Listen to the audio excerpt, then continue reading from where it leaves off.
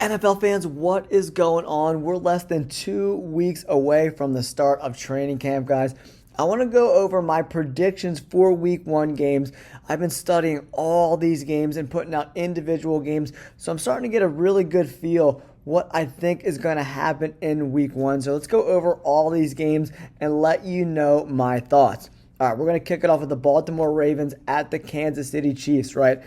The Ravens drafted really well. They added Derrick Henry to that offense, but they lost a lot of players in free agency, probably the most of any team in the NFL. And I look for that defense to kind of struggle in the beginning of the season, but Kansas City did lose L'Jarius Sneed, who's one of their best man-to-man corners, so that concerns me a little bit. They drafted Xavier Worthy to give this offense another layer, right? So who do I ultimately think wins this game?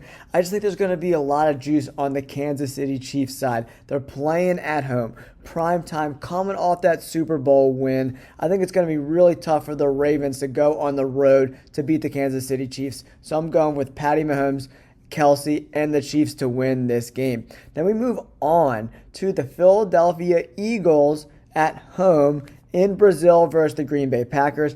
I just don't believe in this Eagles defense enough. I don't think they did enough in the draft to address the linebacker position.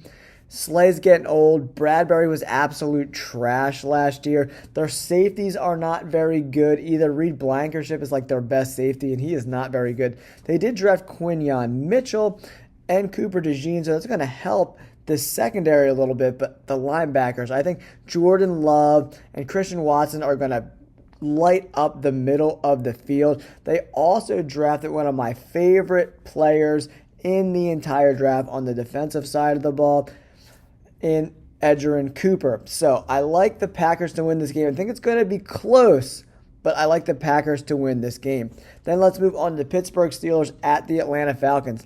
It's going to be tough for Pittsburgh to go into Atlanta to win. They're playing in the Dome. It's really tough.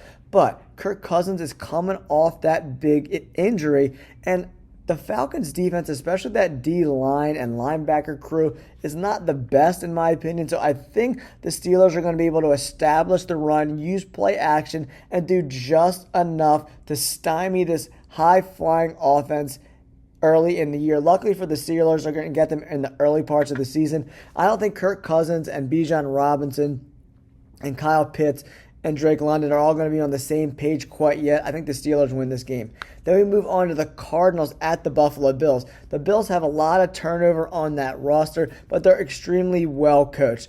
And the Cardinals defense is not very good at all whatsoever. So I think the Buffalo Bills have enough juice left in that offense to squeak out a win here. I think it's going to be closer than people think. The Cardinals with McBride and Harrison Jr. and Kyler Murray, that offense is going to be really good at some point. I just don't think quite yet that early in the season. Next up, we got the Titans at the Chicago Bears. There's a lot of expectations on the Bears, right? Hard Knocks is going to be there during training camp. They have a completely new, revamped offense. Caleb Williams, Keenan Allen, DeAndre Swift, Rome Odunze. But then on the opposite side of that, the Titans have a whole new coaching staff, a lot of new moving parts there as well. But the wide receiver room is starting to look pretty good with the Titans. It's going to be a really close game. In my opinion, this is a 50-50 coin flip type of game. So who do I ultimately think wins? I was thinking the Titans earlier, but the more I research their offensive line, I don't know if they're going to be ready to play quite yet. The Bears have an okay defensive line. Montez Sweat leads that group, but they're not super elite by any stretch of the imagination. I think it's going to come down to the fourth quarter and who can make less mistakes. So I'm going with the Bears to win a close game like 20-17. Then we have the New England Patriots and the Bengals, right?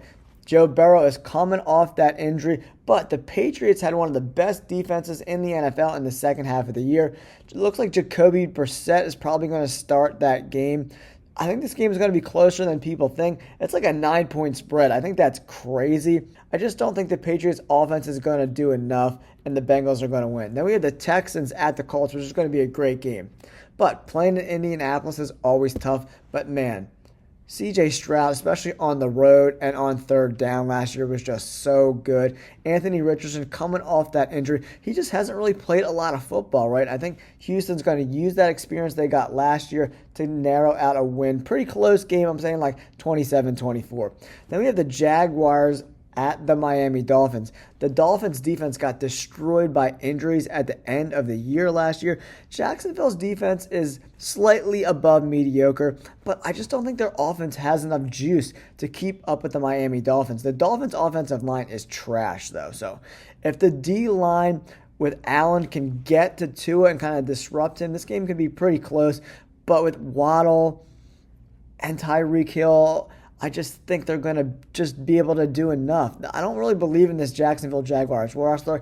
I'm going with the Miami Dolphins. And then we have Carolina at the New Orleans Saints.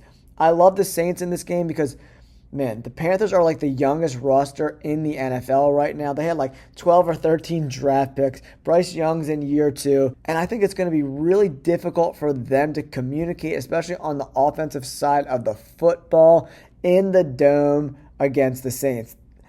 The Saints aren't really that good, right? Besides Olave, Derek Carr, and that crew, they don't have a ton to offer opposing teams, but the Panthers just aren't very good. This game is probably going to be a little closer than people think, but I do think the Saints ultimately win. Then we have the Vikings at the Giants. It looks like Sam Darnold is going to get the nod at quarterback over J.J. McCarthy.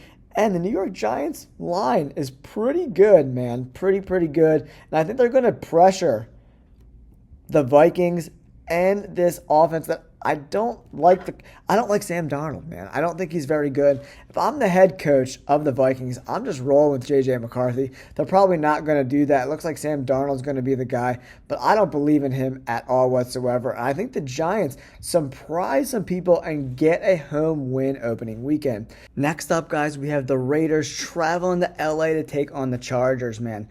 Jim Harbaugh, the new coach there for the Chargers, but they got rid of everybody, man. They have no wide receivers, no running backs. They drafted Ladd McConkey, who's going to be okay, I think, but they don't have any threat at the tight end position either. And the Raiders' defense, especially that D-line, is pretty good. I think this is going to be a really low-scoring game, not a very exciting game. I don't know who's going to start. Is it going to be Gardner Minshew, which seems like that's where the media is leaning towards over O'Connell?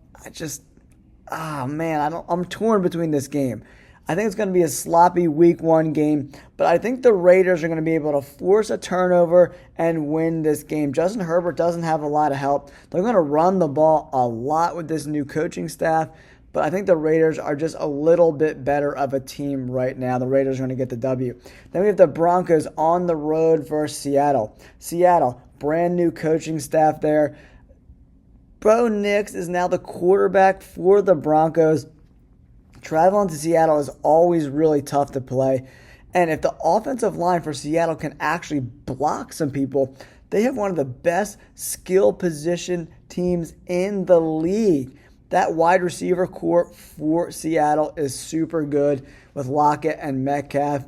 I mean, they're super talented, right? I think the Seahawks easily win this game. Then we have Dallas traveling to Cleveland. I'm still going with the Cleveland Browns. The Cowboys are going to be starting 2 rookies on the offensive line. New left tackle, questions at right tackle, question marks all over this offensive line. Is CeeDee Lamb going to hold out? This team is, if they win 8 games this year, I wouldn't be surprised. I don't believe in this team. The Cleveland Browns lost their offensive line coach, who's going to the Titans to coach with his son. So that definitely, is a little suspect. But they're getting Nick Chubb back. This team is going to be healthy. They were really banged up towards the end of last year and still made that run into the playoffs. I think the Browns and that D-line just completely drowned out the Cowboys' offensive line and Zeke Elliott, who's like 3,000 years old. And then Washington at Tampa Bay. This is my bet of the week. The Tampa Bay Buccaneers are only 3.5-point favorites. Todd Bowles and that defense, they're going to blitz the hell out of Jaden Daniels and this new coaching staff over in Washington. I love the Tampa Bay Buccaneers to win and cover those 3.5 points. I think Todd Bowles is going to be a nightmare for Jaden Daniels. the wide receivers in Washington aren't too bad, but man, the blitzes are going to be coming from every direction, misdirection, safety blitzes, corner blitzes. They're coming from everywhere. They're going to smother Washington. And then we have the Rams traveling to Detroit to play in the Dome. The Rams are without Aaron Donald. I don't think Cooper Kupp is going to be the same guy anymore. Those injuries just caught up with him. So Matt Stafford's running out of weapons. The pass rush isn't going to be there. And Jared Goff is so good at home. And if you give him time, he's going to shred LA. I like the Lions to win this game. And then we have the Jets at San Francisco. I thought the Jets could potentially win this game with that defense. And they very well could cause a lot of problems for Brock Purdy. But I just don't know if this offense is going to be on the same page enough to beat San Francisco, who is good on the defensive side of the ball and even better on the offensive side. As long as Brock Purdy gets a little bit of time, I think San Francisco gets it done. All right, guys, if you like these kind of predictions, make sure you hit that like button and subscribe to the channel. We appreciate you guys tuning in. Thank you. Peace.